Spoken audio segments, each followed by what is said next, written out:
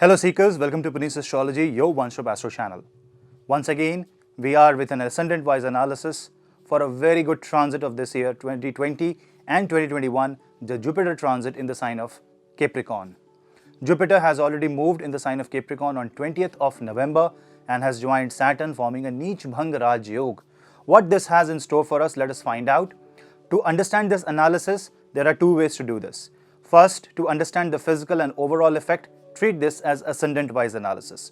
And to understand the psychological effect, treat this analysis as the psychological and as per your Chandra Rashi.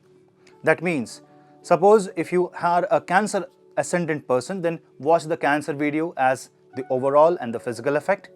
And if you are the Cancer ascendant but Virgo moon sign, watch the Virgo video to understand the psychological aspect. So you have two videos to watch, one according to the ascendant and the other according to the moon sign. I hope this makes you clear how to understand the transit videos, because the videos that I make are on the zodiac perspective and treating as ascendant, but it can also be watched for the moon sign. Suppose you don't know your ascendant but you know your moon sign, then you can watch the video for your moon sign, but taking that as more of a mental and psychological aspect. The same pointers will hold true, but more on the psychological level. So let's start with this analysis for ascendant by ascendant. But before that, do not forget to hit like, subscribe and share and hit the bell icon so that you never miss another update. You can follow me on social media, Facebook, Twitter and Instagram for Astro Bites. The link are in the description box below. Also, if you want to take my consultation, you can drop me an email. The email ID is also in the description box below. So let's continue the ascendant-wise analysis.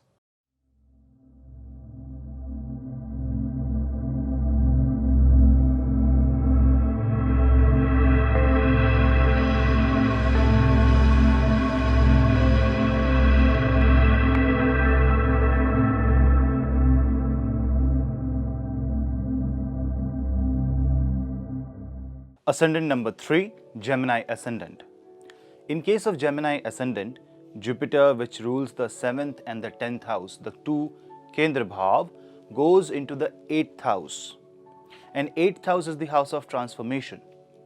So definitely, the transformation is bound to happen in the place of marriage, business, career, rank, designation, authority, power, success, name, fame. All these things are going to get impacted. Is this going to be a bad transit for you? Absolutely not.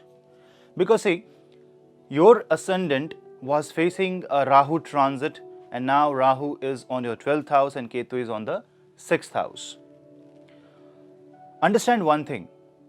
The one area where you have to focus most is your marriage, business, business contracts, any kind of partnership, because 7th house for you in the transit goes under Pap Kartari. Because on the sign of Scorpio you have Ketu and on the sign of Capricorn you have Saturn. And not only that, the 7th Lord Jupiter now goes and shakes hand with Saturn, but it is forming a Neech Bhang Raj Yog. That means if your wife is angry at you, if your husband is angry at you, I'm talking within limits.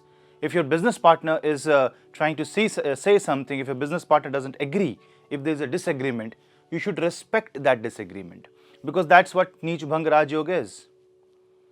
This is going to produce negative scenario and that negative scenario will give you positive result.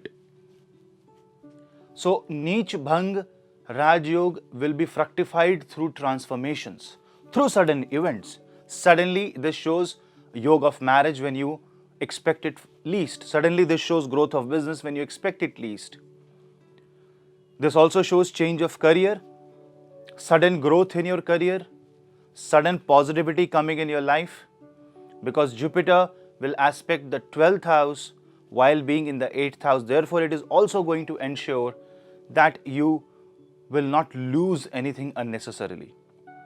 Sometimes it happens in people's life that money or a help comes from out of nowhere. Some investment that was done by your forefathers or you, and you have forgot that comes into rescue. And that will save you from a possible negative financial event in the future. So from that angle also, I say Geminis are secured. On one hand, if I talk from the ascendant part, this is how it is going to be. But if I take moon as the Gemini moon, and if you have a Gemini moon, then you must understand that psychologically it is going to be a completely transforming time, especially your thoughts about marriage, your concepts about business, your concepts about other people, perception towards reality is going to transform. Few things will be kind of unexpected, few things will be kind of tied up, few things will be, few events in your life will be where you are getting things in a way you never expected it, but that is going to change the way you think about yourself, the way you think about reality. Because when things go according to you, your perspective will never change. It's only when things change, deviate from a usual behavior, is when you try to analyze it, that why did it deviated in the first place, and then when the root cause of deviation is analyzed and understood, you change, you get to know more about life, you learn. This is how you explore life. And 8th house is all about exploration. 8th house is about deeper understanding of the subject. Obviously, 8th house deals with life and death, and the Kal, the brother of Yamraj, Shani, is sitting in that house, and Jupiter, which is the Jiva, is in that house, and that means a new beginning, a new life. Life which stops the way it is right now, changes the shape.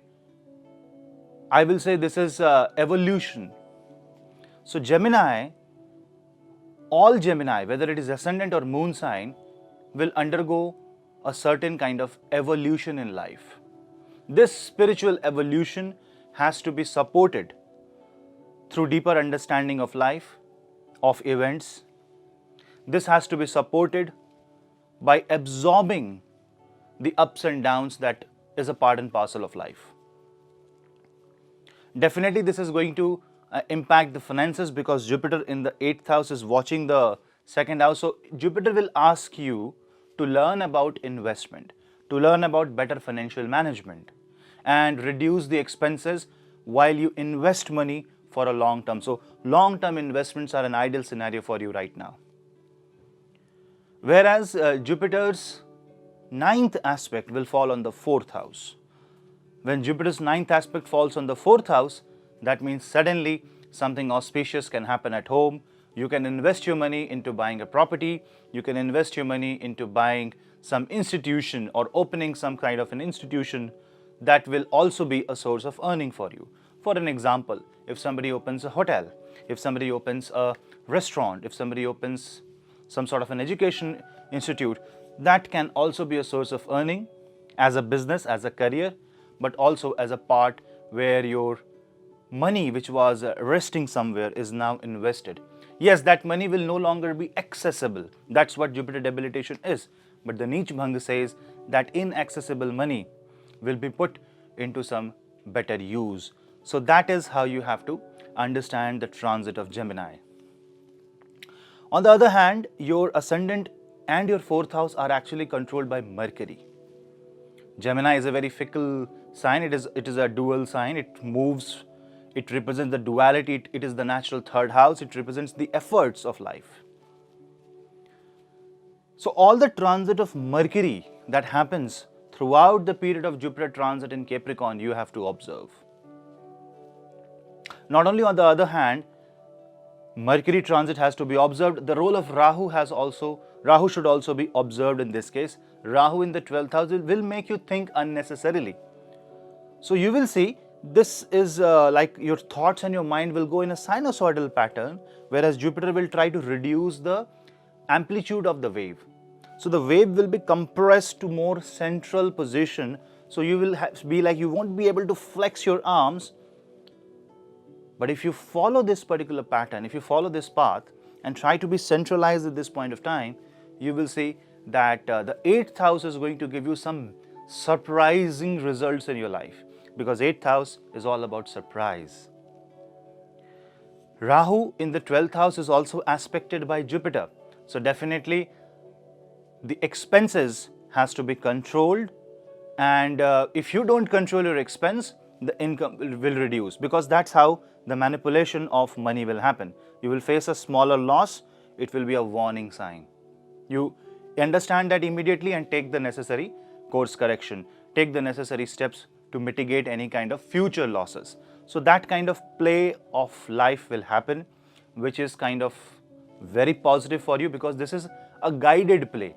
Somebody will be unknowingly guiding you, and this will also bring a person, an experience, who will teach you the reality of you can say the reality of life, and you may like it, you may not like it. That's a different thing.